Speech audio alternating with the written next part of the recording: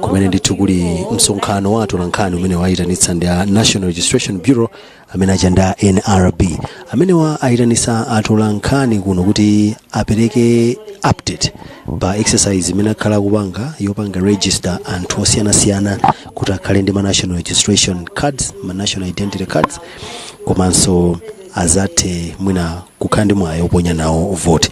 Ndi ayitanitsa msonkhano umene wa atolankhani kuno Golden Piko ku Lilongwe kumene afuna apereke ndithu tsatanetsatane wake omwe amene ntchito imene yakhale kuyendera, monga tikudziwa kuti a NRB akhala akuyenda m'masenta osiyanasiyana kumapanga register anthu osiyanasiyana amene ndithu akuyenera kukhala ndi national identity card.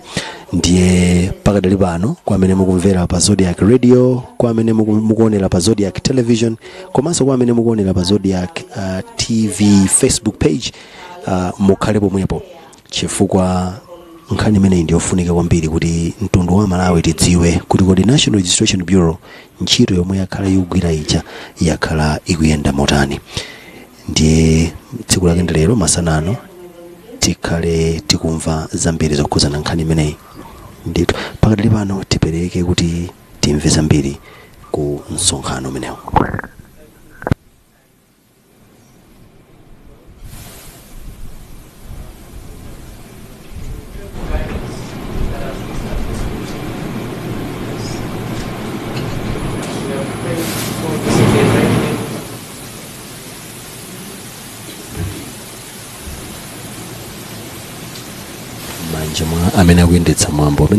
Thank you. We'll now have the introductions on the table. Over to you, sir. Thank you very much and welcome everyone to this press briefing this afternoon. My name is Mphatso Sambo and I'm the Principal Secretary for National Registration Bureau in the Ministry of Homeland Security.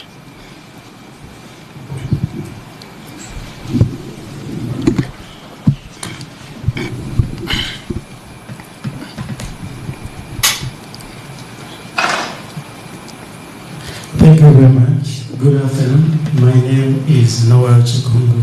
I'm the Director of National Registration Bureau. Thank you. I am Henry Atsemobiu, and the Secretary, the Head of Admin and Finance at the National Registration Bureau. Thank you and most welcome.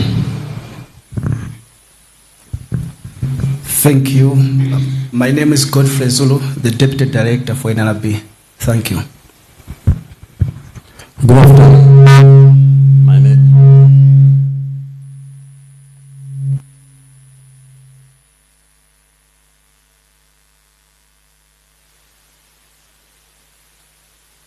Responsible for civil expression. Good afternoon. I'm Bawaka Makwawa, the Principal Registration Officer, Head of the National Identity Management Section. Thank you.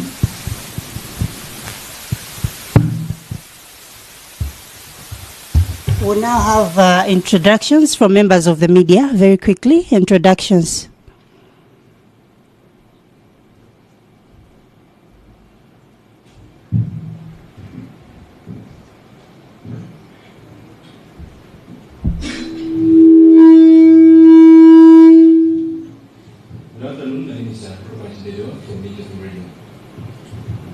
Eric Chibuzula, the actress. Martin Kamraide, Africa Briefing.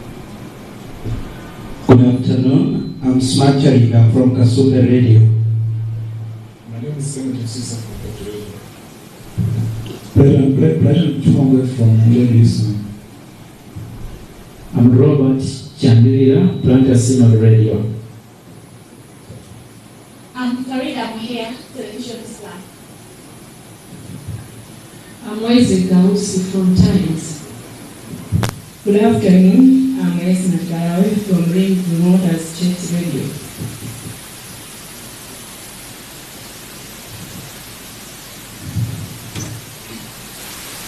My name is Lloyd Arnold Malawi from TFM and Rex Dominion Television. My name is Jasmine Kumaza from Meet. I am Trust Office from NBC. I'm Amanda Gajabila from Timvin. I'm Emmanuel Ogonia from Yonego FM. Doric Mtenje representing the Malawi Post. Good afternoon. My name is Mary Wasi from Zat Radio and TV. Labukomo, Malawi Voice. Wanangwa Mtawari, Nyasa Times. Sekariati Ngoma FM. Patrick Kachere representing Umuntu FM. Good afternoon. I'm Carol Chalila Chaomba from Angaliba TV and Radio. Good afternoon. I'm Patricia Kapulula from Malawi News Agency.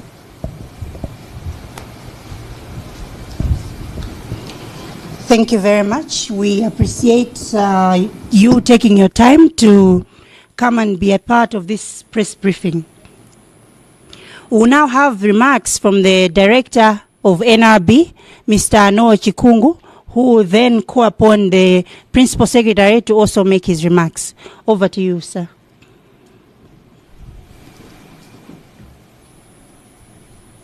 Thank you very much.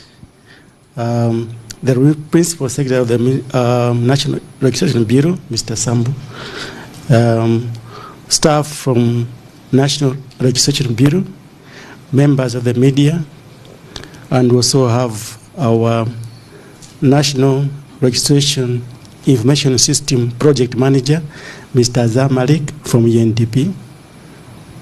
Ladies and gentlemen, on behalf of the National Registration Bureau, I would like to welcome you all to this press briefing, where we would like to clarify issues from the National Registration Bureau.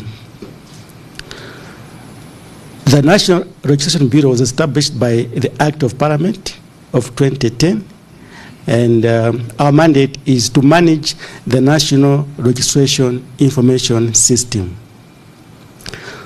So, as per our mandate, we are supposed to register all births in Malawi, all deaths, and also register Malawian citizens at 16 years and above for national registration, IDs, and also all foreigners to be registered, and refugees inclusive. So the foreigners are issued with foreigners' ID, which are different from the national ID for Malawian citizens. So as such, there have been some rumors and some stories about the way we do our work. So we would like to showcase the way we do our work and how far we have gone with the registration of all Malawians. So with that, I would like to invite the Principal Secretary for the National Registration Bureau to address us. I thank you. Over to you, PS. Thank you very much, Director for National Registration Bureau, Mr. Noah Chikungu. Let me also recognize the presence of the Deputy Director of National Registration Bureau, Mr. Godfrey Zulu, the Head of Identity Management, Mr. Mbawaka Makwawa on my far left, and the Head of Civil Registration and Vital Statistics, Mr. Roderick Langwe, and the Head of Finance and Administration, Mr. Henry Atsai Maupio. I also see our development partners represented here by UNDP, Mr. Zamalik, you are welcome. Let me also recognize those who are watching us right now, and also those who are listening to us. You are welcome to this session. I would also like to recognize you all, our members of the media. Ladies and gentlemen, allow me to deliver my speech in Chichewa, but I'll also deliver the same speech by the end of the session. So I'll start the statement in Chichewa. Ndugulandirani nose masana ano kuno ku Golden Peacock Hotel kulilongwe kumene ife a bungwe la kalembera, bungwe la NRB, bungwe la National Registration Bureau takuyitanani kuti tikufotokozereni zina ndi zina zimene zili zofunika kuti tizidziwe ndi kuzimvetsetsa. Mkumano uno takoza ndife abungwe la NRB kuti Amalawi nonse mumvetsetse mene NRB ikuyendera. Koma choyambirira ndikufuna kuti titsindike kunena kuti ife a NRB ntchito yathu ndi kalembera, ndipo kalembera ameneyu alipo osiyanasiyana. Pali kalembera wa kubadwa amene timapereka chiphaso cha kubadwa, birth certificate. Kalembera wa imfa amene timapereka ziphaso za imfa, death certificate. Tili ndi kalembera wa maukwati, marriage registration. Kalembera ameneyu ndithu tiyamba pompano. Komanso tili ndi kalembera amene ambiri akumudziwa ndi kalembera wa chiphaso cha unzika. Kalembera ameneyu timayamba kwa munthu amene ali nzika ya Malawi ndipo yakwana zaka 16, osati 18 iyayi, koma zaka 16. Ndiye olemekezeka nonse amene mwachoka ku manyumba olutsira mawu, lero takuyitanani masana ano kuti mumvetsetse ndi kuti tengera nkhani imene tabweretsa tsiku la lero kuti Amalawi wonse amvetsetse chilungamo chenicheni cha mmene timagwirira ntchito. Choyambirira tikamba nkhani ya kalembera wa unzika amene amachitika m'maofesi athu onse a NRB komanso m'mapost office. Chachiwiri tikamba za kalembera wa madera amene tamaliza mwezi wa Meyi. Tikambanso za kalembera wapadera mopap amene akuyamba mwezi uno wa Juni. Tikamba za kusindikiza kwa ziphaso za unzika, komanso tinena za kagawidwe ka ziphaso za unzika. Tikambapo za kalembera wa amene ali ololedwa kukhala m'Malawi muno koma si Amalawi. Tikambapo za kalembera wa imfa, komanso tikambapo za zina ndi zina zimene anthu amakhala kunena ku NRB kuti izi zili chonchi. Pomalizira tinena konso mwachidule zina ndi zina za ukadaulo zimene NRB yabweretsa kapena yapanga ndipo ikuganiza zopitiriza mtsogolomo. Nkhani ya kalembera amene timachita wa ku NRB, tikufuna kuti Amalawi wonse adziwe kuti kalembera amene NRB imachita ni kalembera woti sikuti amakhala ndi tsiku ndipo yambira kapena pothera. Kusonyeza kuti kalembera akupitirira m'maofesi athu a NRB ndi mapost office ena ndi madera ena amene a NRB akugwirako ntchito. Ndiye Amalawi amvetsetse, sindiye kuti mmene tinabwera ku madera kuti tipange kalembera ndiye kuti mmene tachoka kalembera tatseka. Iyayi, amene ndi opitirira. Kalembera ameneyu timapanga maboma onse 28 kwa DC kapena pa council. Komanso timachita kalembera ameneyu m'masite office amene tatsegula. Tili ndi Blantyre City, Lilongwe City komanso Mzuzu. Komanso timachita kalembera ameneyu m'mapost office. Tili pa mgwirizano ndi ubale ndi post office. M'mapost office 96 tikuyenera kugwiramo ntchito, ndiye kalembera ameneyo amachitika kumeneko. Ndipo masiku onse a ntchito kalembera ameneyo amakhala kuchitika. Aliyense ndofunika kuti apite akalandire ntchito ya kalembera imeneyi. Ndi kambepo za kalembera wapadera amene tinakhala tikuchita miyezi yapitayi. Ngakhale kalembera amachitika m'maboma onse ndi mapost office, pali vuto lonena kuti malo amenewa ndi patali ndithu ndi pamene anthu ambiri amakhala. Midzi ambiri ili kutali ndi kuboma. Mungokumbukira kuti chaka cha 2017 NRB inapangitsa campaign kapena kalembera wolemba aliyense kuti akhale ndi chiphaso cha unzika. Kuchoka nthawi imeneyi kunapezeka kuti Amalawi ambiribe akhala akulephera kukhala ndi mwayi woti alembetse kalembera kapena akasinthise chiphaso chawo choti chatayika kapena chawonongeka komanso mwina choti chatha mphamvu. ndiye ndi chifukwa chake NRB boma lina lilola kuti ligwire ntchito imeneyo yoti NRB ikhale kufupi ndi anthu, iwo afikire anthu onse kuti akhale ndi mwayi okhala ndi kalembera. Abale nonse amene muli atola nkhani, ifeyo tikufuna tinene chuchuchu chilungamo chake chamene kalembera amene wayendera. Maboma onse a Malawi afikiridwa, ndipo afikiridwa mu zigawo zokwana zisanu ndi zitatu, zigawo 8. Timawatcha kuti mafezi, phase 1, phase 2 mpaka phase 8. Ndipo phase iliyonse imakhala masiku 15. Koma mafezi wonse tinawonjezerako masiku ena wonjezera kuona anthu amene amabwerera kuti adzatani azalembetse. Sitimafikira pa senta iliyonse chifukwaso sizidakakhala zotheka. Pa nthawi imeneyo tinapereka mwayi kwa Malawi wonse pofikira ku masenta kota amene anzathu a Malawi Electoral Commission amachitako kalembera wawo. Kapena mwachidule tinene kuti masukulu amene ali mudera muja ife timapitako masukulu kota yokha. Pa masukulu anayi onse timapitako sukulu imodzi. Ndipo tikafika pa sukulu yoyamba timajowa masukulu atatu kufikaso pa sukulu ina, masukulu atatu kufika pa sukulu ina.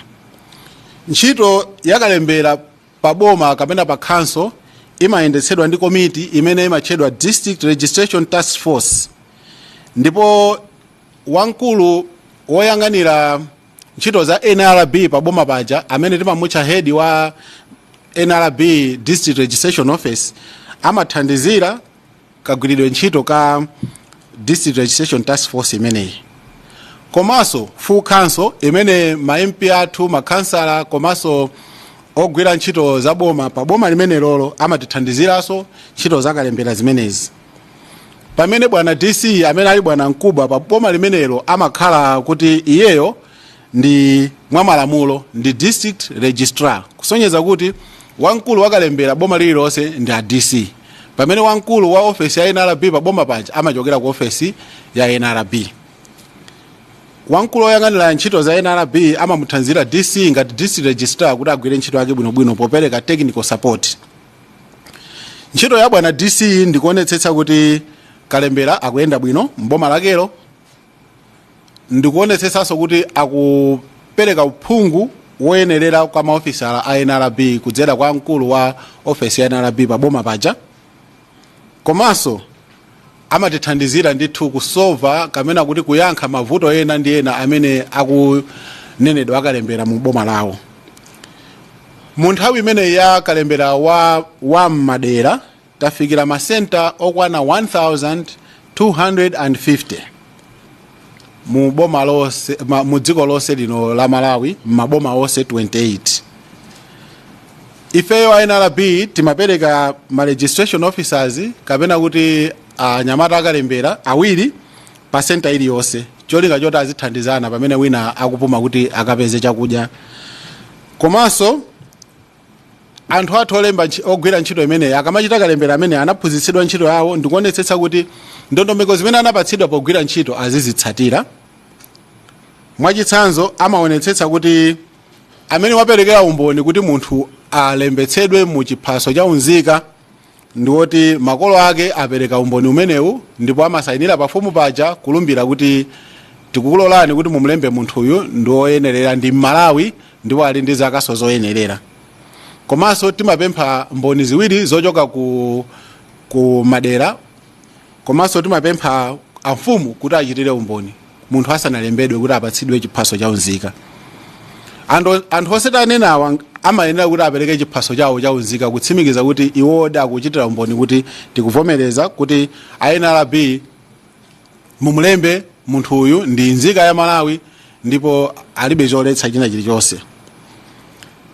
Pa nthawi imene ya kalembera wa madera tina yesetsa ndithu kuchita civic education, tinayesetsa ndithu kumema anthu awareness campaign kudzera mawireless, matelevisioni, zolengeza zosiyanasiyana, maadvert osiyanasiyana, maprogramu apa wireless osiyanasiyana.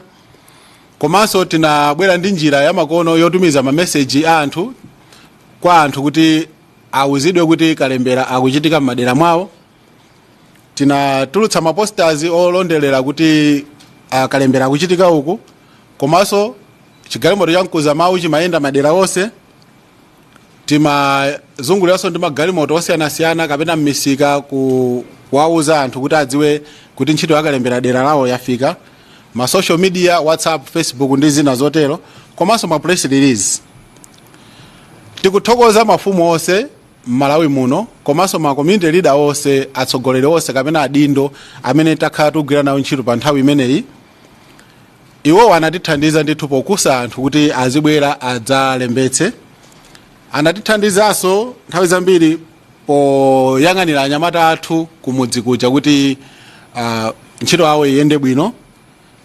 Adindo amenewa anatithandizanso kuti kumalo akalembera kusakhale chipwirikiti, kusakhale chisokonezo, komanso chilichonse chiyende mwa discipline, mwa dongosolo.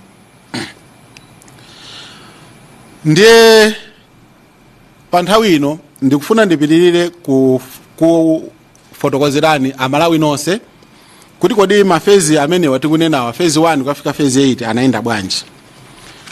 Mafezi amenewa timati tikafika phase yoyamba timatenga boma limodzi kumpoto, boma limodzi pakati, boma limodzi kumwera, ndiponso boma limodzi kumawa kwa dziko lino. Ndicho cholinga chonena kuti tipange balance, mavuto amene alipo akhale kuti ndi Amalawi yonse, komanso zabwino zimene zabwera ndi phase imeneyo monga ngati mvula ikhale kuti mbali zonse za dziko zikudutsa munyengo yofanana. Phase number 1 tinafika ku Chitipa, Dowa, Balaka ndi Mulanje. Phase number 2 Kalonga, Salima, Machinga, Thyolo. Phase number 3 Mzuzu, Nkhotakota, Mangochi ndi Chiladzulu. Phase number 4 Nkhatabe, Kasungu, Zomba, Mwanza ndi Neno. Phase number 5 Mzimba South, Mchisi, Nchewu, Palombe ndi Nsanje. Phase number 6 Mzimba North, Dedza, Mchinji ndi Chikwawa. Phase number 7 Rumphi, Lilongwe Rulo ndi Blantyre Rulo. Phase number 8 Lilongwe City ndi Blantyre City. Mafezi amenewa tinalengeza koyambirira ndipo tinakalengezaso kudzera kwa anduna athu owona za chitetezo ya mdziko, Honorable Dr. Kenneth Zikhale Ng'oma MP, amene anakafotokozera ma MP onse ku parliament.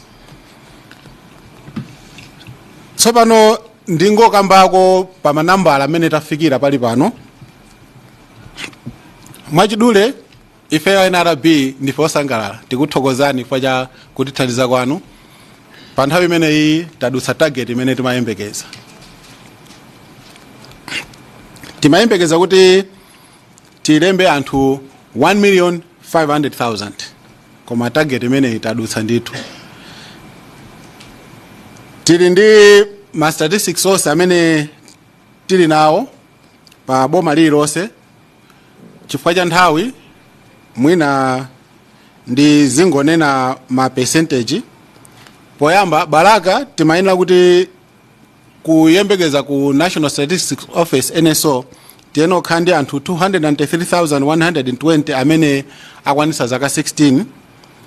Ifeyo takhala tikulemba anthu ndipo tinafika 262,655 amene akwana zaka 16 talemba kukwana 18,295 imene ili almost 96%. Ndatchula boma limodzi la Balaka ngati oyambirira kuti tikhale ndi nthawi yomalizitsa kwina konse, koma mwachidule tafikira 1,556,613 out of the target of 1,500,000, which is 104%. Ndiye tsopano ndingonenapo kuti matarget amene tikunenawa kuti timayenera kufikira anthu mwakuti akuchokera ku matargets amene a National Statistics Office anapereka mu 2018 Population and Housing Census Reports, koma ma estimates a 2024. Now mene mwaoneramu kuti ifeyo takwanitsa target ndi chinthu chopambana kwambiri komanso chonyaditsa, koma tikudziwa kuti awawa ndi manambala amene amakhala m'mabuku, koma kumudziko alipo anthu ena amene akwana zaka 16 ndipo akufunika kuti anthu amene wafikiridwenso. Ndiye tikudziwa kuti mwa ichi tiyena kuti tafikira anthu onse kuti tikalembeso. Ndiye tikubwerera ku maboma onse ulendo uno tifika center iliyonse kuti tichite mopapo tapatsa anthu mpata kuti alembetse. Koma ngakhale takhala tikuchita kalembera ameneyu tikunena kuti chiphaso cha unzika chinayimitsidwa kuti chisamakhale expired mpaka na 2026 1 January. Koma muchifukwa cha ichi taonabe kuti anthu ambiri akhala kubwera. Ndiye anthu amene akhala kubwera atipatsanso pressure kwambiri kuti timakhala kuti tikulemba anthu fasi tingawabweze. Anthu okwana 830,000 amakhala kubwera amene wasitinawerengere nawo ku 1,500,000 each. Tinali ndi mavuto osiyanasiyana.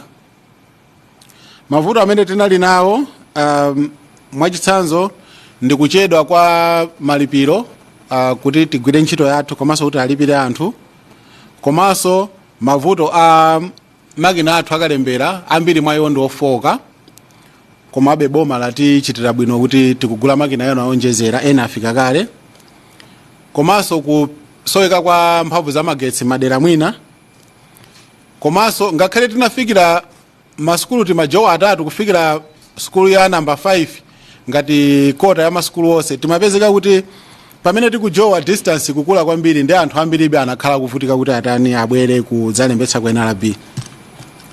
Vuto lina ndi anthu kukonda kubwera mochedwa. Tikubwera tsiku loyamba anthu ochepa, tsiku namba 10 amba kuchuluka anthu, tsiku namba 14 akutseka ndi anthu kumabwera ambiri, ndi takhala tikumaonjezera kuti tipange extend masiku ena onjezera.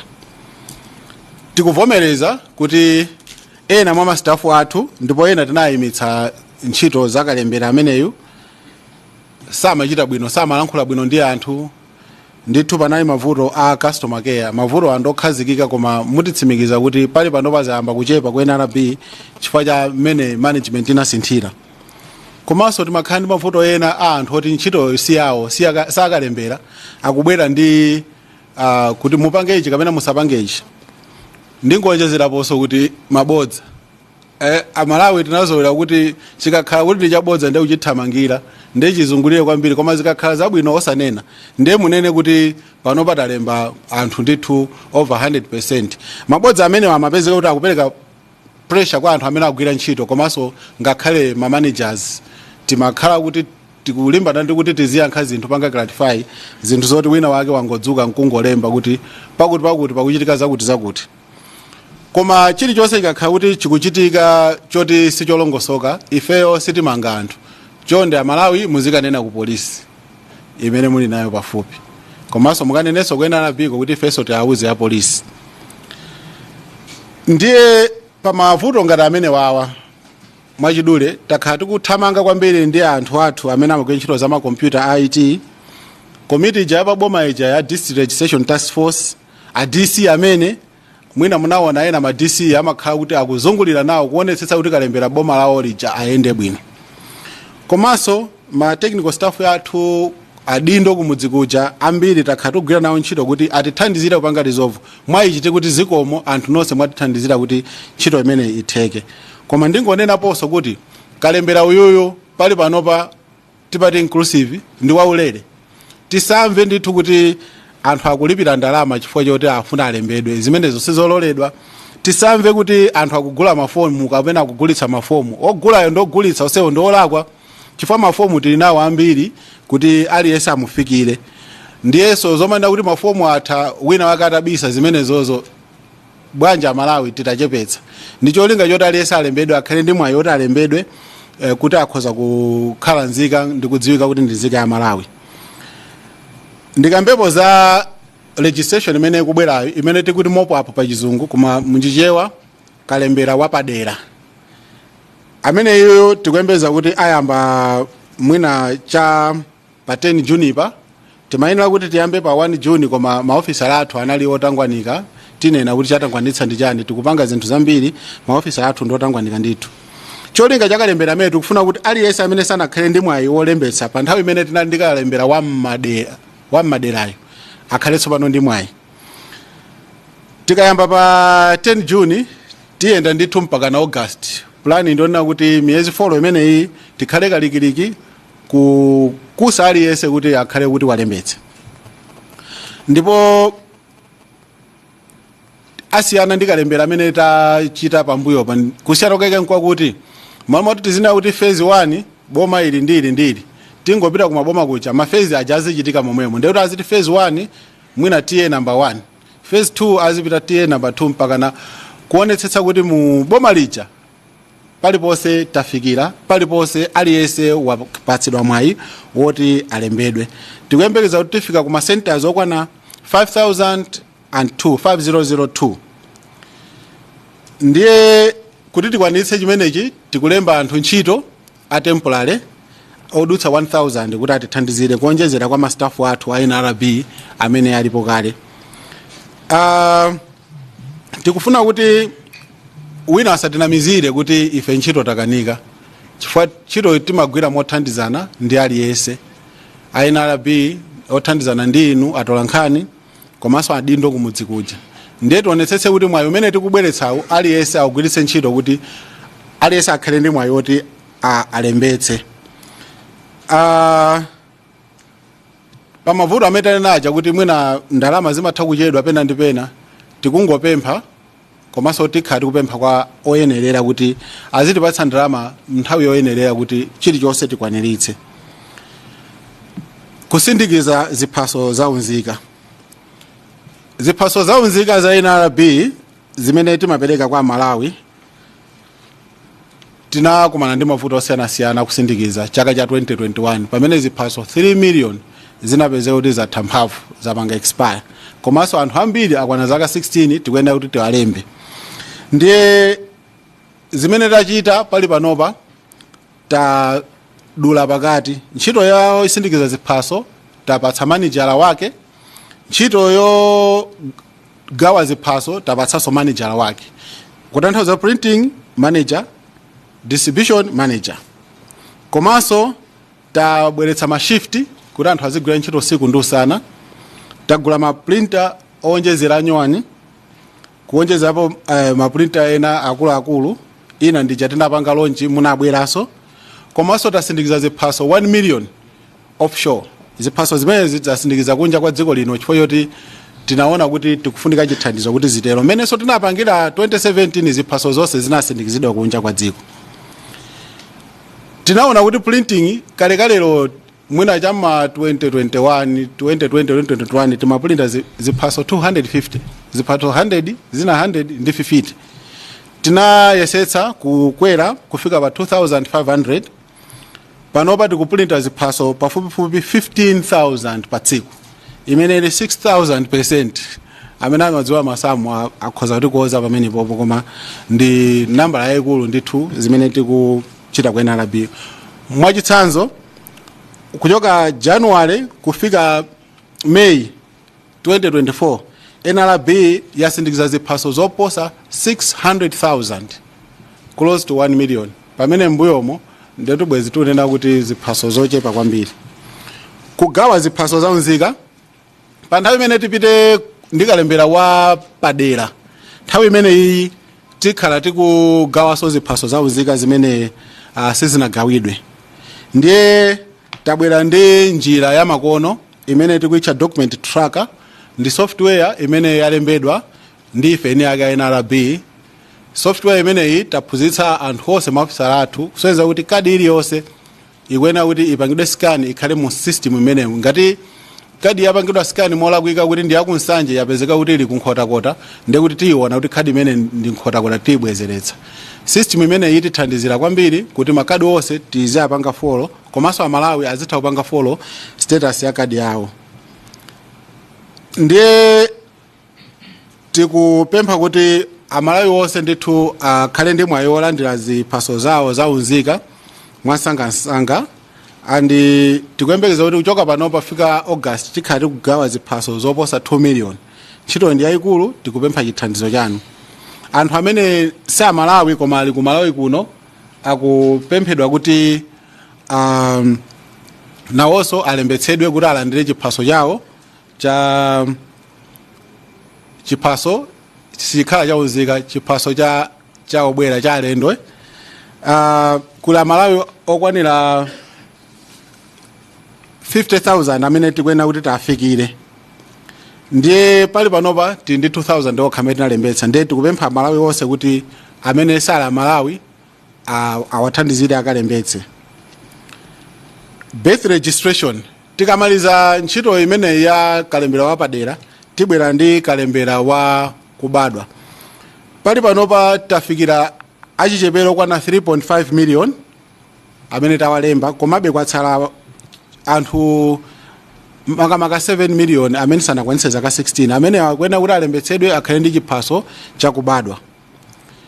Tinachita kale pilot tinayeserera kalembera ameneyu ku Kalonga Lilongwe Rural East ndi ku Mwanza tinalemba anthu okwana 600,000. Ndeti kudziwa kuti pomaliza kwa chaka chinocho kapena chaka chamawa tikhala kuti Malawi aliyense tamulemba ndipo dziko linolo likuyenda bwino kwambiri likuthamanga kuposa maiko ena onse dziko lapansi ndipo ndi dziko loyamba limene likupangidwa recognize likudziwika kuti likuchita bwino kwambiri ku nkhani ya kalembera. Tikupitirizanso ndi kalembera wa imfa. Kalembera ameneyu tinapita maboma onse angotsala maboma 10 ma community registration kalembera wa imfa koma wa midzi pamene zipatala zonse tikuchita kalembera wa imfa.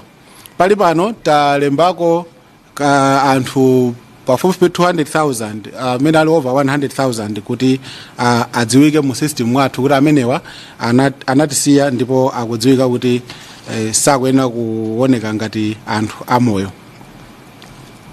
Takhala tikunenedwa INRB kuti zambiri sizikuchita bwino zimenezo titsutse koma kutsutsa kwake titsutse lero. Mwachitsanzo kunachitika nkhani ina yake yonena kuti mukulemba ana ena akanadzachititsa press conference limeja ndi bodza la mkunkhuniza kankunkhuniza wake kukhale otani koma la mkunkhuniza kwambiri chifukwa yoti ana anatenga aja anapatsa ma 20,000 tinafufuza anaja tinafikira anaja noti makolo awo anatsimikiza kuti ndi ana okwana zaka 16 mafumu anatsimikiza komanso mu system mwathu ana ena aja nawo analembetsedwa kale ndi makolo awo kuti ndi ana awa obadwa zaka izi. Ndebodza limene limwena mwake tilitsutse ndikunena kuti zimenezi mutithandizire kuti zisamapatse mantha kwa anthu. Ifeyo timapanga register aliyense timampatsa unique ID nambala yake akaona zaka 16 pa birth registration timampatsa so unique ID omweyo ikakhala pa death registration. Ifeyo titafufuza nkhani imene tikunenayi inachitika ku Lilongwe komanso ina inachitika ku Zomba wina wake kumajambula zinthu zakalekale kumabweretsa kuti NRB ikulemba ana zimene zizi tafufuza ndi kutsimikiza ndipo tinaena kuti tipeka ripoti tinayankha nsanga kuti tifufuza ripoti yake ndimene tikunena kuti limeneyo ndi bodza. Ife NRB timalemba anthu okwana zaka 16 ndipo nthawi imeneyo tinalemba ana zaka 16.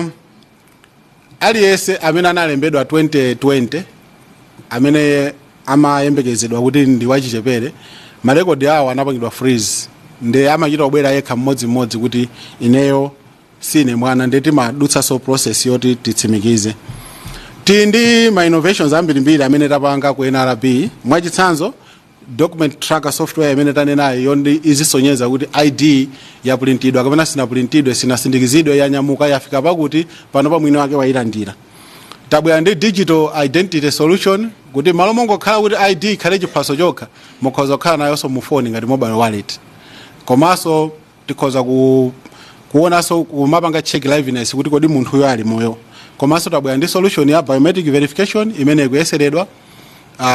Ndekuti ma service provider kuphatikiza mabanki ngati mwayiwala ID yanu mungopita ndi chala chanu mukayika chala ma fingerprint alikali mu system akuthandizani. Komanso tikuona kuti NRB tisinthe kagwidwe kathu kantchito tikuchita functional review kuti titsegule ma office ena atsopano patiye paliponse pakhala office ya NRB komanso kuonjezerapo tikutsegula ma office ena amasite ndi ma municipality monga ngati Luchenza, Mangochi, Kasungu kuti tigwire ntchito imeneyi. Pomalizira ndikufuna kungotsindika kunena kuti NRB yamaliza outreach registration kalembera wa madera ndipo tafikira anthu target yomwe tinali nayo tinayembekeza ndipo pali panopa tikuyembekeza kugawa makhadi onse anthu amene sanalandire, ndipo makhadi amene anasindikizidwa kunja akufika pompano, komanso tikufuna kuti anthu onse amene sanapeze mwayi olembedwa alembedwe, tikubwera ndi kalembera wapadera. Ndiye tikupempha amene timagwira nawo ntchito onse kuti atithandizire kuti kalembera aziyenda bwino. Kumudzi kuja kuli anthu monga ngati mafumu, makolo, ma head teacher m'masukulu, aphunzitsi amene komanso adindo apaboma. Mwa ichi tikunena kuti ife ngati NRB tikugwira ntchito athu imene malamulo akutilola mwabwinobwino, mosakondera komanso mosayang'ana mbali. Ndikuthokozani chifukwa chondimvera, ndiye mundilolanso pali panopa kuti ndipereke statement yomweyi mu Chizungu mwansangansanga kwa iwo amene sangamve Chichewa.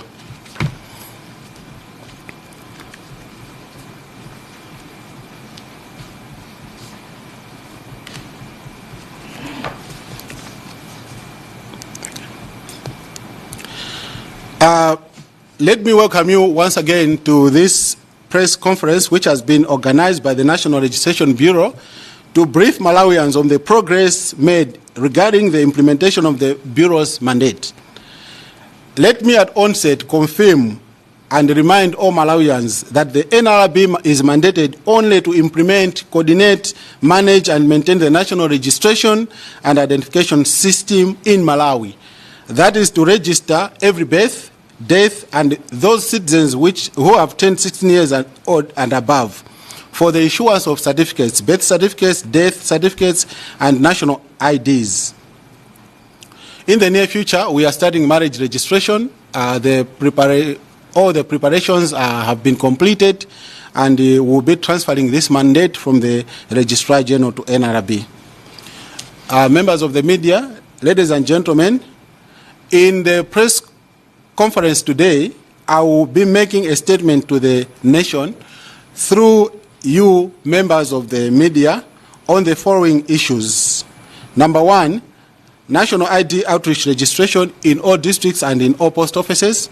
Number two, ID outreach registration exercise, which has just been completed, and the upcoming mop-up registration exercise. I will talk about the printing of the national IDs. I will talk about the distribution and also registration of the foreigners and the national birth registration campaign, which is coming towards the end of this year. And also I'll talk about the facility and the community death registration. Briefly, I'll talk about the allegations against NRB and several other innovations that we have implemented as NRB. Number one, the national ID registration is continuous. It is happening and it will continue happening in all the district offices and in some post offices across the country. Number two, national ID outreach exercise has reached 100% of the target. We understand there were challenges and probably others have also not been registered, but we will go back to register the remaining people with a mop-up registration campaign. So far, we have covered all the districts during this registration, outreach registration. All the 28 districts were given enough time and the same time for 15 days per phase, and one phase was composed of one district in the north, one in the south, one in the center, and one in the east. We were using only a quarter of the available registration centers in the districts. It means that we were registering one center here and we would jump 3 more centers and we'll go to the fourth center, center number 5 rather. This has been an achievement, but the challenges were that the distances were still long and many people were coming long distances to get registered. We just wanted to emphasize the coordination at the district. We have got a district registration task force, which is coordinated by the DC and his team, and we have the DC, who is the district registrar as per the law, and his or her role as the district registrar is to oversee the registration process, to provide leadership to the district registration office, the NRB office, but also to help in resolving registration issues. We have reached up to 1,250 centers, and the methodology was that at every center we were deploying 2 registration officers. And these 2 registration officers, they use our standard operating procedures to register people. And one of the procedures is to verify that a biological parent has vouched a citizen, or 2 community witnesses with national IDs, but also traditional leaders have vouched for the registration of every citizen. We had a robust civic education and awareness campaign through radio, TV, jingles, announcements, adverts, special programs, SMS alerts, letters. We wrote letters to traditional leaders, religious institutions, to schools, and also to the district commissioners in their capacity as DCs. We had posters, loud hearing, roadshow campaigns, social media updates, as well as press releases. We appreciate the support we got from the community leaders. They helped us in mobilizing citizens for registration. They helped us in supporting registration staff to ensure smooth registration process, and also assisted in crowd management and ensuring order and discipline during registration process. The phases were 8. Phase number 1 was Chitipa, Dowa, Baraka, and Mulanje, up to phase number 8, which targeted Lilongwe City and Blantyre City. Members of the media, now let me just quickly mention the numbers. We targeted to reach 1,500,000 people, but we have reached the target. We have registered 1,556,613, which is 104%. These targets were based on the 2018 population and housing census for the 2024 estimates. Just to remind everyone that the national ID expiry date is suspended until 1 January 2026, as pronounced in Parliament by the Honourable Minister of Homeland Security, Honourable Ken Zikalengoma MP. And despite the suspension, we saw people still coming to register, and this was also causing pressure to NRB, like those who were prioritized, 16 years old, who didn't have an ID should have been prioritized, but the pressure was coming from those who already have an ID and they have an expired ID. We had challenges like delayed in payments for logistics, registration equipment challenges, lack of power, and tendency of Malawians to flock to the registration center towards the end of the registration period, but also poor customer care by our NRB staff, as well as external interference, as well as violence, and lastly, speculations. As NRB, we are solving these problems with our IT team, the District Registration Task Force, the DCs, and the technical staff. We thank them very much for their hard work. Let me emphasize that ID registration is free and forms are for free. Nobody should be buying forms, nobody should be selling forms. Those who have got issues should report this to the police. The mop-up registration is targeted to reach to all Malawians who were left during the National ID Outreach registration, and also resident foreigners should be registered with NRB as per law. The modalities is that we'll start around 10 June and we'll go flat into the districts in the phased approach within the district, and we'll reach out to 5,002 centers using our temporary staff that we have recruited. The printing of national ID, we are doing very well. We have actually so far separated the printing from distribution. We have got one manager for each of the sections, and we have procured new printers, one high-performance printer, and 1 million cards have been printed offshore. They have actually, according to the information I have, they have left India, coming to Malawi. And in the past, the printing was about 250 per day. Now we are printing about 15,000 ID cards per day. We have printed between January and May over 600,000 ID cards. The distribution has already started and will continue, and expected to distribute about 2 million cards up to August. We have developed software, document tracker software, and every staff at NRB has been trained on how to use this software so that no ID card is lost. Every card will be known where it is. Registration of the resident foreigners, we are expected to register 50,000 resident foreigners. Right now, only 2,000 are registered. The birth registration campaign will also start after the mop-up registration. We have so far already registered 3.5 million births, people who are 16 years and below, and we are estimated to register the remaining 7 million during the campaign. We did a pilot for the birth registration campaign in 3 districts. We registered 600,000 young people. By the end of the year, or maybe earlier next year, we'll have registered everyone in Malawi, and Malawi will be one of the few countries, actually the first country in Africa to have achieved that. Already we are top, so we appreciate the support that you give us. And the facility community death registration exercise is also happening. Every facility death registration is happening, and in the community we have rolled out to 18 districts. We are remaining with 10. We'll be rolling out very shortly. So far, we have registered less than 200,000 deaths, but we are doing well and we are on course.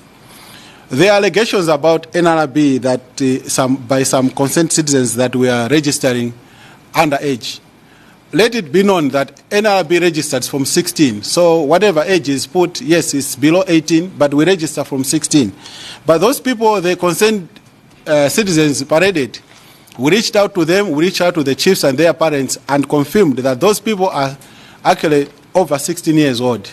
And we have information that they were given 20,000 kwachas to be paraded to say we are children, just to cause confusion to the country.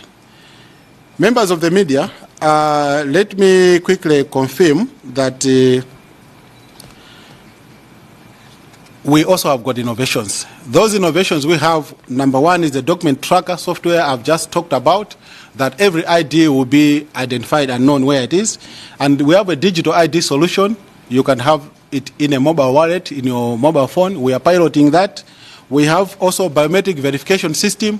For example, you can use it as electronic know your customer by service providers. So if you don't have a physical card, you can just go to a service provider with your finger and you'll be given service. We are also reviewing our function just to make sure that we have presence of NRB staff near the communities at the TAs. In conclusion, let me just quickly highlight, we have registered every Malawian. We are beyond our target, but the remaining ones will also be registered. We have printed several cards, a lot of cards, and we continue printing, working double shifts and printing more than 15,000 cards a day.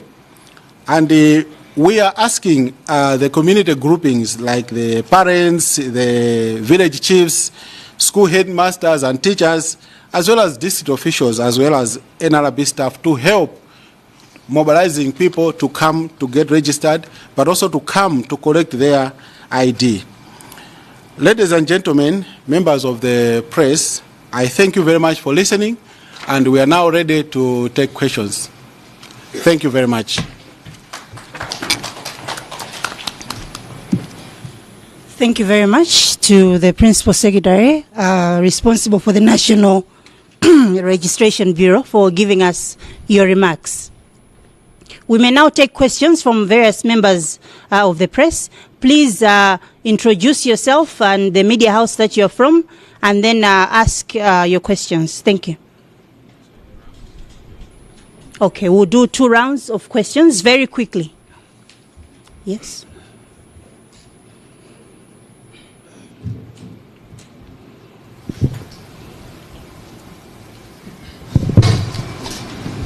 Mundilole kuti mafunso anga ndifunse nchichewa. Ine ndi Patrick Kachere, ndikuyimira Umunthu FM. Funso loyamba ndiona zoti mwakambapo kuti zipatso zina zinakatsindikizidwa maiko akunja mwachitsanzo ngati India. Ndimafuna ndidziwe zoti boma lagwiritsa ntchito ndalama zochuluka bwanji pa ulendo umenewu nanga ndi anthu ochuluka bwanji amene anapita nawo kulendo umenewu. Funso lachiwiri ndilokhuza mwina nkhani anthu amene amagwira ntchito ngati ma inteni komanso anthu osiyanasiyana amene munalemba ntchito kuti pakadali pano pamene dongosolo likupita kumapeto nkhani ya chuma chawo zili motani zikomo.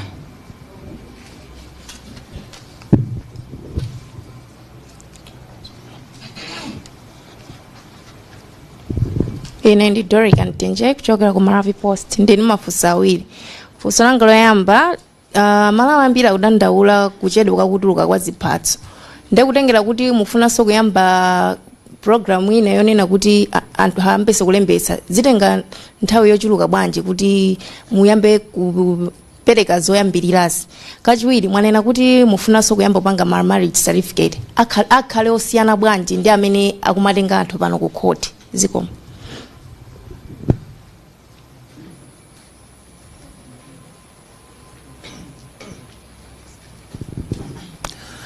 Yeah, I'm Mike Arnold Mbalale, PLFM and Great Dominion Television. You have talked about innovations. You have talked about the use of fingerprint to access some services.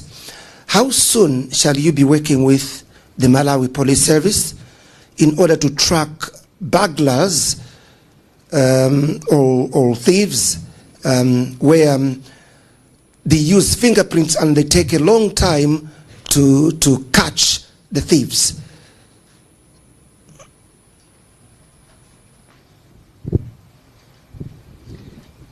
Zikomo kwambiri. Ine ndi Bernard Mwanza kuchokera ku Lonta TV. Nayi ndi mafunso ambiri koma chifukwa cha nthawi ndingofunsa awiri okha. Fukozo loyambirira mwina lifanana pang'ono kwambiri ndi amene afunsa koyamba nkhani yokhudza ma resources amene amagwira ntchito. Funso langa kwambiri ndikufuna ndidziwe nawo kuti kodi ngati NRB maononga ndalama zochuluka bwanji kuti mupange print ID imodzi. Number 2, nkhani ya ma expiry date. Tikaona mwina ndi mmene dziko la Malawi lilili, funso loyambali yankho lake likhonzanso kufanana nako ndi element ya funso imene ndifunse kuti issue ya ma expiry date potengera ndi mmene dziko la Malawi lili pachuma komanso ndi ndalama zimene zimakhala zikugwiritsidwa ntchito kuti muzipanga print ma ID. Ndi chifukwa chani mwina timadziyikira malire kuti tikhale ndi ma expiry date pa ma ID ngati amenewa mwina osangotsekula kuti tikapanga print munthu yake ikasowa kaya ikatha yekha zingopita kukapanga ma process atsopano. Ndikukamba izi chifukwa ambiri adayikidwa ma expiry date kuti kaya 2023 2024 koma boma dalengeza kuti abakhala mpaka 2026, which means ndizotheka kuti sipangakhalenso mwina expiry date. Mwina mundatipanga clarify pamenepo. Zikomo kwambiri.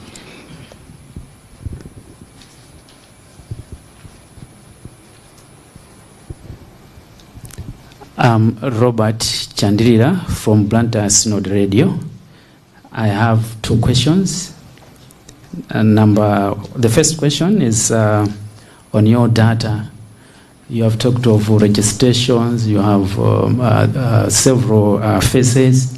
Now, there are some organizations that are crying as of now in terms of cyber security. Some people stealing maybe through the internet, or have seen some organizations being asked to pay ransom after their data was being affected or attacked. How secure is your data as of now and as you are proceeding with the registration? The second question is on your coordination with some departments of government like the police and MDF. What's your coordination like in terms of there have been some rumors to say some people are coming out from other countries to register in these registrations in readiness for 2025 elections. There's those rumors. So what's your coordination like between you, NRB, and MDF, as well as my police, for the security of your data as well as the processes? Thank you. Thank you very much. We'll give the PS a few minutes to respond to the questions, and then we'll have a few more questions before we close the press briefing. Keep in mind you have an opportunity to ask questions, more questions after the close of the live broadcast. Thank you. Thank you very much. The first question was from Patrick from Umuntu FM. How much has been spent for the offshore printing and how many people went? I don't know the liaison between the two questions, how many people went and how much has been spent. But anyway, the first question from Patrick, Umuntu FM, how much has been spent for offshore printing and how many people went? These are two different questions. Let me answer the relevant question, how much has been spent. It is a project. It was a project, an international bidding, international competitive bidding process, and the one who was competitive in terms of financial and technical specifications was issued the contract. So how much has been spent? Of course, there could be other costs related, but we can talk about how much was the tender. So that information is public and you can access it publicly. I will not mention how much it is. How many people went? I don't know people who went where. So this question probably we can talk after the live broadcast. I will be able to answer. And the status of payments for the interns, you remember I said during the press statement that we have had challenges in payments, and indeed we know that some temporary staff have not been paid. We've been managing them, but we also thank them for their understanding. It has been a challenge, and we are trying to do our best. As I'm talking, probably all the interns have been paid by this afternoon because I went to the right office just to follow up. There were some challenges because maybe different account numbers or someone in that voucher provided a wrong account number or wrong account name. So that also causes problems for the payments, among others. The other question was from Gloria Ntenje. The ID distribution has already started. Actually, it's a continuous distribution. We have never stopped. Only that we had a backlog, some of which is the backlog that has been printed outside the country, but the distribution is continuous, and we have enhanced the distribution process by coming up with the document tracker software, which will help us to improve how we deliver this ID distribution service. I didn't pick very well the question of marriage certificate, how different it is to the one that is issued in the court. So unfortunately, I'm aware that the courts do not issue marriage certificates. So this is why we are coming up with a system that all Malawians should be using, because the current registration that is being done at the Registrar General, I have seen different certificates of marriage. One from this church, one from this another church, one from, and also, so we are coming up with a consolidated system that a marriage certificate with security features will now being issued to all Malawians. And this marriage certificate will be based on the individual who has been registered in our system and has got a unique ID, so that we don't register double marriages. Another question from PRFM Mike Arnold Malawi. Use of the fingerprint to track thieves. We don't deal with thieves, so let me talk about the registration. Our focus now is to register everyone so that all the fingerprints are in the system. In fact, we cannot do two double registrations in our system. The system actually picks that this fingerprint is already registered. Once we have this robust and very important system for the government of Malawi, then service providers can use that system in so many different ways. Economic planning or the police can access that system for their criminal investigations and the like. So allow me not to talk about policing issues. Yes, it is in our ministry, but I'm here to talk about the national registration issues. Thank you. The other question is how much is spent to print one ID card? We know the answer, but because this is a live broadcast, let's discuss it offline. But the cost is actually it's a good amount. The government has been subsidizing the cost of production, and it will continue subsidizing until at a later date. So the printing of the ID card is not different from other ID cards that are being printed. Our ID card is a chip-based ID card. It has got a microchip on it and other security features, and that also adds up to the cost of the production of the ID card. Considering the economic status of the country to print, let's improve our economic status if at all the economic status is not as we expect. So we are here to come up with such innovations. So let's not just always be talking about economic status and this and that. Probably there are also technologies that should respond to the expiry date. By the way, our national ID card is based on the ICAO standards, International Civil Aviation Authority, and that demands that the travel the document, the security document that can be used for travel, should expire every 10 years. So that's one of the main reasons. Discussions are still underway to see why and how the expiry can completely be removed, but that is a discussion for another date. So we cannot immediately remove expiry because we need to consult, just as everyone was consulted during the onset of the national ID. From Blanda Synod, cyber security and data. There is no system in the world that is not prone to attack. Every system is prone to attack. That's why we need proper people, skilled people who can manage that system. We need proper budget to manage that system. We need proper equipment to manage that system. Our system is well managed. We have got people to manage that system. We cannot go into details, but just know that no system is no system in the world cannot be attacked. Every system can be attacked. Thank you very much for that question. It's a very important question. And the coordination between government, I see some confusion within that question. Government departments, MDF, Malawi Police, NRB. Yes, NRB is a security department in the Ministry of Homeland Security. There's a very good coordination between NRB and the Malawi Police Service. We have got one line ministry. We have got very good relationship between NRB and MDF and all other stakeholders. But talking about people coming from other countries to register for 2025, let those rumors be rumors. For now, let's focus on registering people for the issuance of the national ID. I will avoid as much as possible to talk about elections because of the sensitivity of that matter. Yes, we have got our memorandum of understanding between the National Registration Bureau and the Malawi Electoral Commission, and this MOU was signed by the chairperson of the MOU,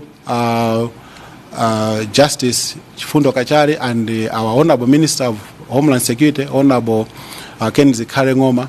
But that MOU is still stand. At all levels, at management level, we have an MOU. We have issues that we share, but haven't been shared any issues regarding preparations for the elections. So we are only here to talk about registration, and we'll continue doing registration and talking about registration. I know that question is very pertinent, but let me assure that NRB does not register anyone who is not a Malawian. That's why there's a process to vouch of who should register. And even now, that everyone else has been registered. If a 30-year-old person comes to NRB to get registered, we question, and they go through a robust process to know who they are and what happened for them not to have registered by this time. So let's not be worried. All Malawians will be registered.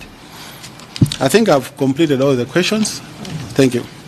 Thank you very much. We'll now take 3 last questions from our members of the press.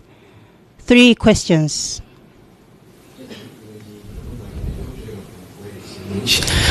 funso langa malinga ndi nthawi ndifunsa ntchito makamaka zimene bungwe lanu likuchita azipani zosiyanasiyana komanso amabungwe omwe si aboma akhala kuloza chala nthambi yanu kapena kuti bungwe lanu ponena kuti ntchito yanu yolemba anthu mdziko muno mwina ikumakondera madera ena kuyerekeza ndi ena. Ndiye timafuna tingomva kuchokera ku bungwe lanu kuti malinga ndi ntchito zapamwamba zimene mwachita pochita register over 100% malinga ndi target yanu kumbali ya madera kapena kuti mzigawo yaenda motani pofuna mwina kumvesesa bwinobwino chifukwa kunjaku anthu akukayikira kuti mwina ndi zisankho zimene zikubwera kusogoloko ntchito imene yakalembera mwinanso itha kupitisa pasogolo zimene anthu ena sakuyembekezera. Funso lachiwiri ndilonera kuti zokhuzana ndi maiti omwewa tinaonapo mu zisankho zachibwereza makamaka mboma la Karonga anthu amalephera kulembesa kuti akaponyera voti kamba kuti adalibe physical ID card yochokera ku bungwe lanu. Mwina sithokoze kuti mwanena kuti mwayamba ntchito yogawa ziphaso zimene mwapanga print komano ikandondomeko zanji tofuna kuonesesa kuti nthawi imene anthu azakhale akulembesa zisankho mdziko muno imene ikubwera posachedwa pa mu September aliyense akhale ali ndi ziphaso kuti athe nawo kutenga mnawo mbali pa zisankho zimenezi zimwambire. Ine ndi Smart Chaliga kuchokera ku Super Radio. Ndimafuna kungodziwa mudafotokozapo kuti munakumana ndi mavuto osiyanasiyana lina mwailo munakambapo makamaka magetsi. Ndimafuna ndidziwe kuti ndi madera ati ndi ati ndipo ndochuluka bwanji mwina kuchigawo chakumwera pakati pano komanso kumpoto just to appreciate kumene munali ndi vuto la magetsi komanso linakuphinjani motani. Dzinanga ndine Clement Msisi kuchoka ku Capital Radio. Mwakambapo nkhani yokhuza ndi late payment. Nkhani imene siyachilendo kuena na B ndi nkhani yoti imachitika komabe mwapanga clarify unena kuti mukukambirana ndi amene ali responsible for providing you with finances but chifoti zimachitika mwinafunsa kumanena kuti zimachitika chifukwa chani potengera kuti ntchito ya registration si ntchito yoti mangodzuka lero ndikuti mawa ukapanga registration all relevant stakeholders are consulted prior komano zimachitika chifukwa chani. Munanena kuti one of the challenges ndi munakumana nayo ndi external interference. What sort of external interference? Thank you.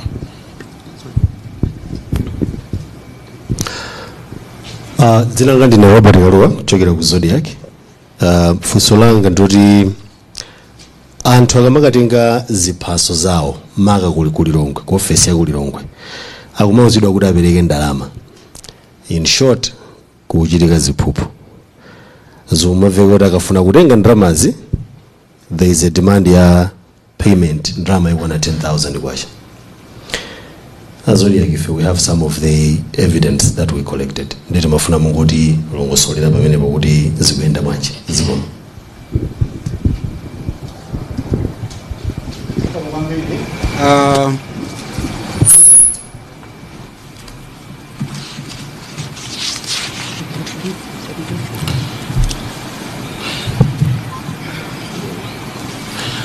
Zikomo kwambiri chifukwa cha mafunso anu opambana mafunso abwino kuti tithandizire kuti amalawi amvetsetse chenicheni.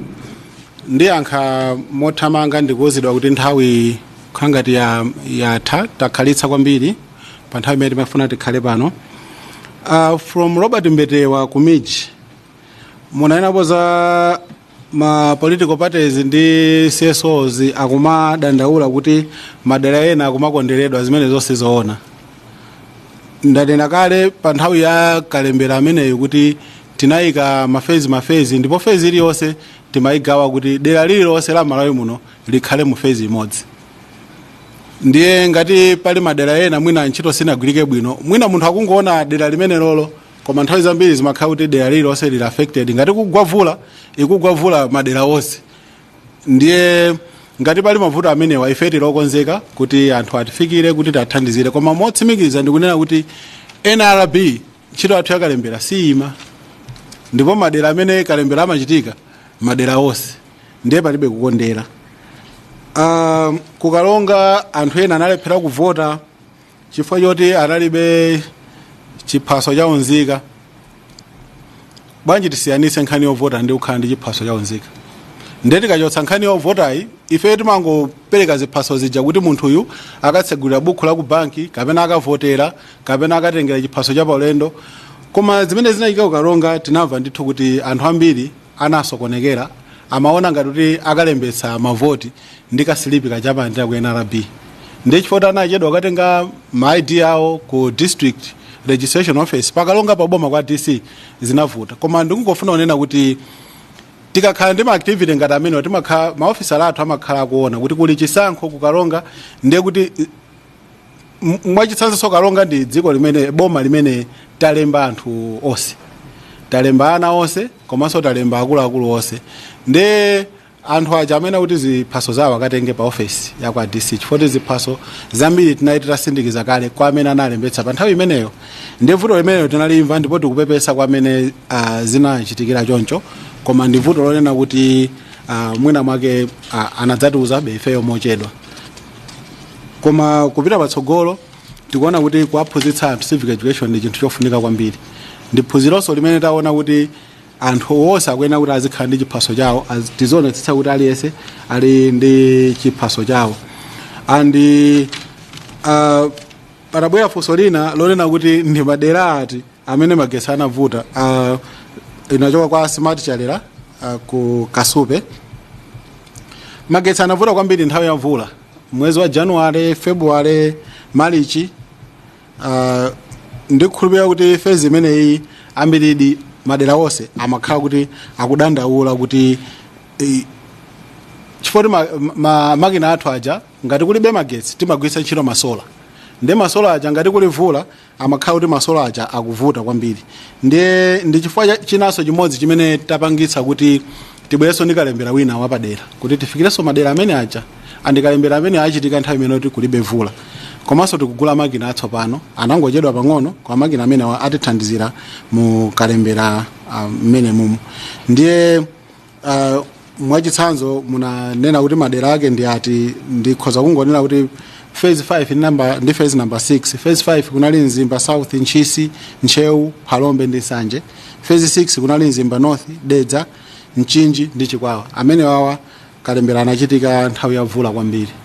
Koma tikubwerabe ku madera onse sitipita madera amene waokha koma Malawi yonse tiafikire. Agreement insisha capital ziko kwambiri chifukwa cha funso lanu kuti kodi mukati zimachitika ndiye kuti ineyo zimene zozo nditsutse kuti sizimachitika. Ifeyo ndi bungwe limene ndi department mundu unaona za chitetezo cha mdziko. Ife sife poyima paokha.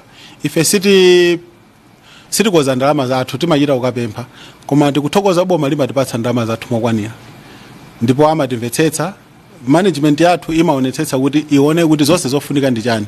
Koma kulipira ndi process. Pa process paja pamapezeka kuti anthu ena mwina apereka account number yolakwika. Zimachitika kwambiri chifukwa cha temporary staff. Ndi zimasokoneza ma payment cycle in one way or the other. Koma zimene zoti kuziona ndipo takhala kuti tikuphunzira ndipo pali panopa zikuchita bwino. So I don't know if it is time ndikuti munthu ainolandira pofika liti koma ifebe timaona kuti munthu ainolandira nsanga. Mbuyo mobe tinayesetsa kumati munthu wa temporary akupita ku field kumpatsira ndalama. Mukhoza kungodziwaso nokha kuti chimachitika ndi chani. Pokamaliza ntchito ijapeze kuti 50% anthu osanasowa. Ndiye panopa timalipira munthu akamaliza ntchito. And process iyo ndi process yoti magwira ntchito. Tikupepesa kuti tachedwa si chinthu chosangalatsa. Zambiri zimatha kuchedwa ndithu koma zimachitika amene mwina timuchotse kuti zimachitika ndi chani.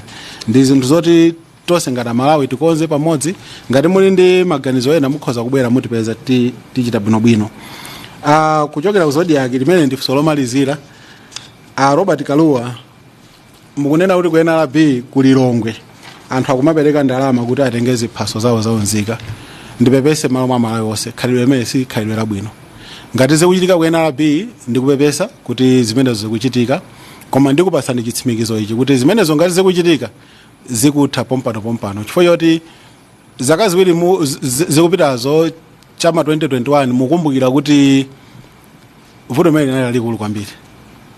lalikulu kwambiri kwa pali panopa vuto limeneli tikhoza kuti linatha chifukwa tinapeza njira zoti tichepetse apolisi timagwira nawo ntchito ndiye nawonse even a DC koma ngati mukuonera kuti zikuchitikabe tikuyenera kuti tifufuze ndipo evidence muli nayo bweretsani ngati ndi anthu athu akukhudzidwa apangidwa discipline moyenerera and zimene tikunena pamaso pa mtundu wonse wa Malawi kuti si chinthu choyenerera kuti zikhale choncho komabe tinaona kuti mavuto ngati amene wawa amatha kukhala mwina chifukwa cha zifukwa zosiyanasiyana ngati management ndi chifukwa itabweretsa system yopanga track ID kuti anthu azithaso kuona okha kuti ID yanga inabwera ndithu sangawanamize ndiye nkhani imeneyi munafunsa yomalizira koma nkhani yoti ifeyo tiyesetsa tionetsetse kuti vuto limene lisakhalepo Malawi aliyense alembetse bwinobwino komanso akhale ndi chiphaso chake yaunzika kuonjezera pamenepo kodi iye amene akupereka ndalama chifukwa chani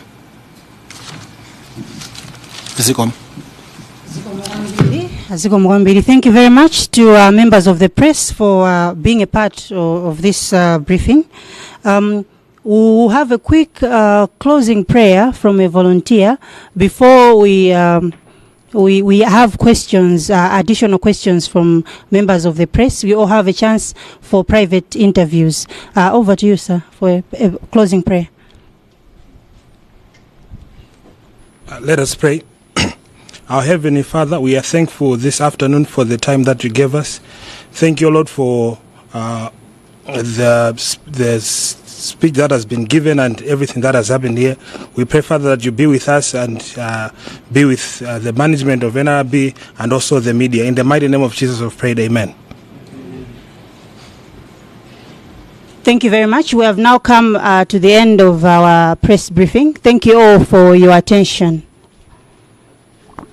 Minimo ndi mene nsonkhano makamaka ndithu nsonkhano watu lankhano meneyo umene anapangitsa ndi a National Registration Bureau NRB mu mzinda wa Lilongwe ku Golden Peacock kumene amafotokozera mtundu wa Malawi za mmene ntchito yomwe akugwira yomayenda m'masenta osiyanasiyana madera osiyanasiyana kulembera anthu makamaka amene amene ali oyenera kukhala ndi ma national identity cards ndi amapereka update kuti pakadali pano kuchoka ndithu target yawo imene anali nayo ya 1000 makamaka ya 1.5 million adutsa target ija ndiye apanga register anthu ochuluka kwambiri kwa amene timamvera komanso kwa amene timaonera tithoyikira umboni ndithu ndiye kuchokera kuno ku Golden Peacock mu mzinda wa Lilongwe ine dzina langa ndine Robert Kaluwa ndikhulupirira kuti munatsatira bwinobwino mwatsatanetsatane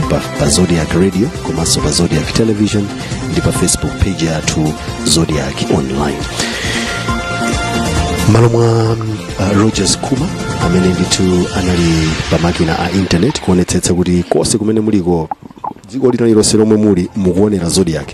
Tinthokoze Rogers Kuma komanso ndithu amene mmamvera Zodiac pa radio kuti zonse zimveke bwinobwino amene amatigwirira makina ndithu ndi Louis Jonas komanso kwa amene timaonera pa Facebook ndi pa television Chisomo Msomati ndi amene ndithu amaonetsetsa kuti muone chithunzi chabwino ndi Gift Du Pimba komanso a technical director athu kuti tuone ndithu chipinda chino maango zonse mene zinalili komanso press briefing muimve bwinobwino kapena ndithu mkumano watu nkhani umenewo David Chapita ndi amene anali a technical director athu kuchokera kuno ku Golden Peacock mu mzinda wa Lilongwe ndingoti tapitizani kuonera komanso kumvetsera ma program osatira pa Zodiac Radio.